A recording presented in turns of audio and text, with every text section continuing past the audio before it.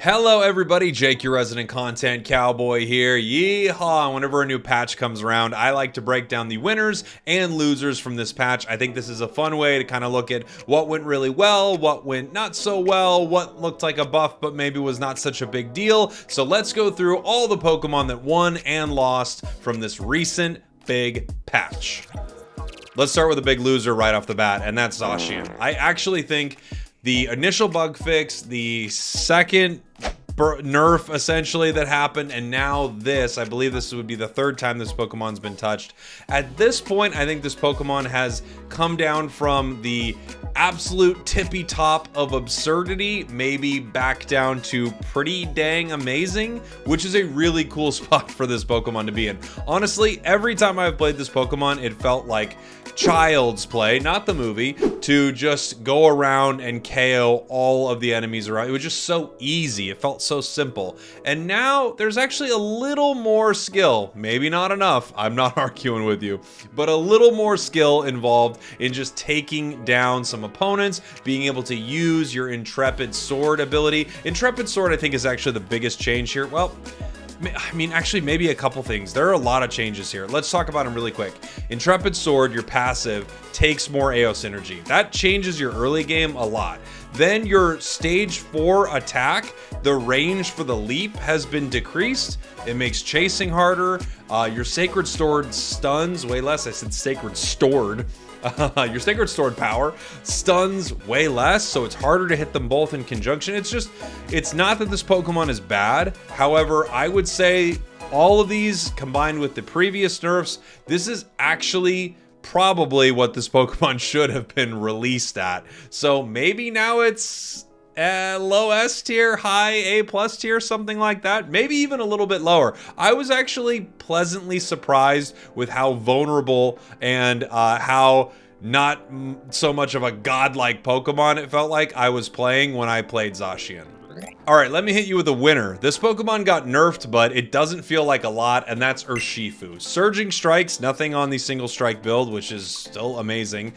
Surging Strikes got nerfed somewhat damage-wise. That's it. I think this Pokemon skated by just a little bit, maybe even just a lot of bit right here. It's still incredibly good. Its level 5 is one of the most unbelievable level 5s inside of Pokemon Unite, and I think I would say Urshifu is a bit of a winner in this patch, even though it got nerfed.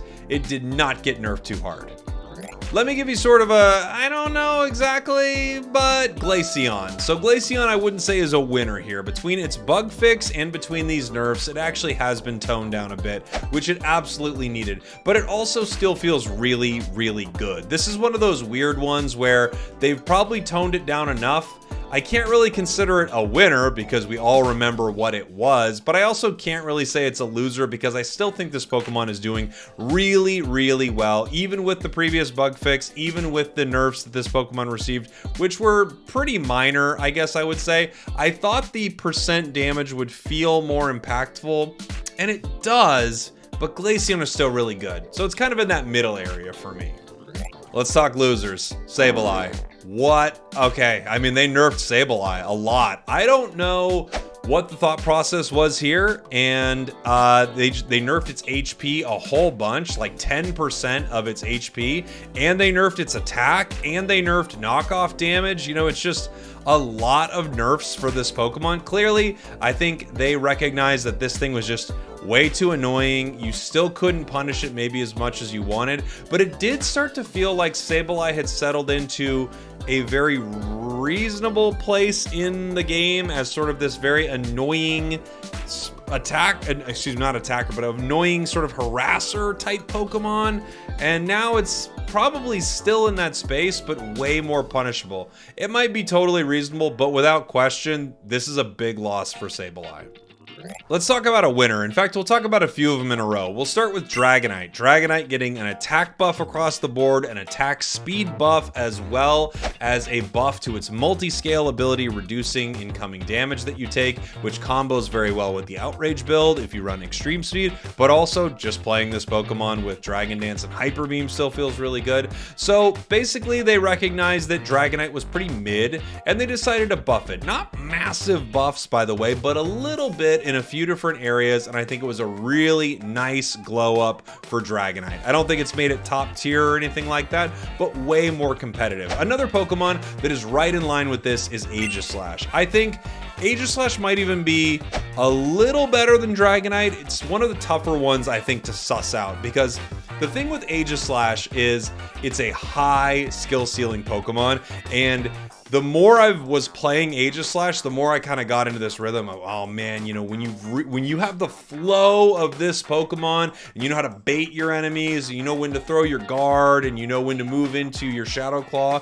which just got a buff, my favorite way to play. I love Shadow Claw. So I think there's a lot of positives here for Aegislash, but it definitely doesn't feel like it was overbuffed. Without question, a win, and maybe even better than Dragonite, but it just feels like a pretty solid buff for Aegislash. All right, let's talk about kind of a loss, but maybe not even really, and that's Dodrio. Dodrio's a weird one because I really don't think they need to nerf this Pokemon at all. As I say all the time, new Pokemon, nerf Dodrio. It happens every single release that exists. I don't think Dodrio is so broken that they need to nerf it. However, I played with this boosted attack nerf, and it didn't seem to make a huge difference. So, fair enough, you thought its boosted attack was a little too strong, you nerfed it. I think Dodrio's still doing okay. But that brings me to my next winner, and that is Zoroark. Dodrio gets nerfed, and Zoroark doesn't. Now, I understand that it's clear when they go through these balance patches that they're kind of taking data and cues from a little while back. That's how we get things like an Absol buff or another buff that I'll talk to you about in a moment. But I'm surprised that we live in a reality where Dodrio gets nerfed slightly, but Zoroark is unscathed. So for that reason, I would say Zoroark is definitely a winner in this patch. It didn't get touched at all, and in the right hand, Zoroark is unbelievably busted. So good on you, Zoroark mains, and be a little bit sad, 3-hat enjoyers. Dodrio got a little nerf. I'll give you a head scratcher and then kind of a whatever, maybe a little more than a whatever. The head scratcher is Delphox. Now its boosted attack can critically hit. We're thinking maybe that was a bug the whole time, so whatever. It doesn't really make a difference for this Pokemon, I wouldn't say. I guess fine, you can get some critical hits on it for whatever that is worth.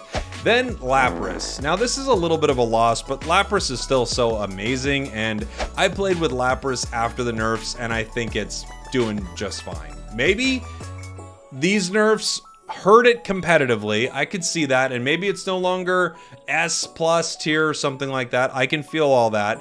A little bit of a loss for Lapras, but again, it reminds me somewhat of Dodrio, where I think, okay, I get it, nerf it a little, fine maybe, but at the same time, it doesn't feel like it gutted this Pokemon, so it's kind of in that a little bit of a loser, a little bit of a okay, fine territory. Here's a winner for sure, Azumarill. I think this Azumarill change is really nice. I felt it inside the matches I played with Azumarill. I like what Azumarill is doing right here. I don't know if it's enough, but it's definitely a step in the right direction. I mean, I wonder if they went all the way up to just a full critical hit, what we would see on this Pokemon. But without question, this is a cool Azumarill buff. It's a nice way to possibly get this Pokemon to get some more relevance, and I just love Water Pulse Plus. So, you know, it was like seeing an old friend. It was really nice.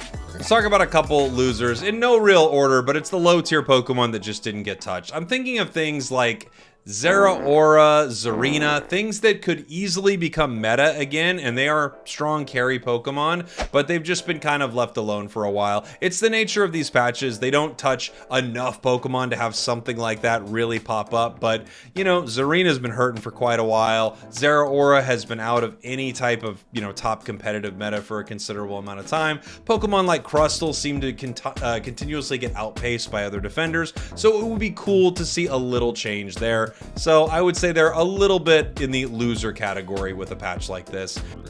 Now let's talk about a winner, and then I want to get on to the big winner here. A huge winner, first of all, Umbreon. Umbreon's insane, and they didn't touch it at all. I know it's a recent release, I get it, I didn't expect them to, but Umbreon's nuts, and they didn't mess with Umbreon, so good on you, Umbreon. Now on to one of our biggest winners, maybe the biggest winner of the patch, and that's Buzzwole. Buzzwole was already doing well. It's a very high skill ceiling Pokemon. I think people did not recognize how good this Pokemon actually was, even though you're seeing it get a lot of tournament play in EU and North America.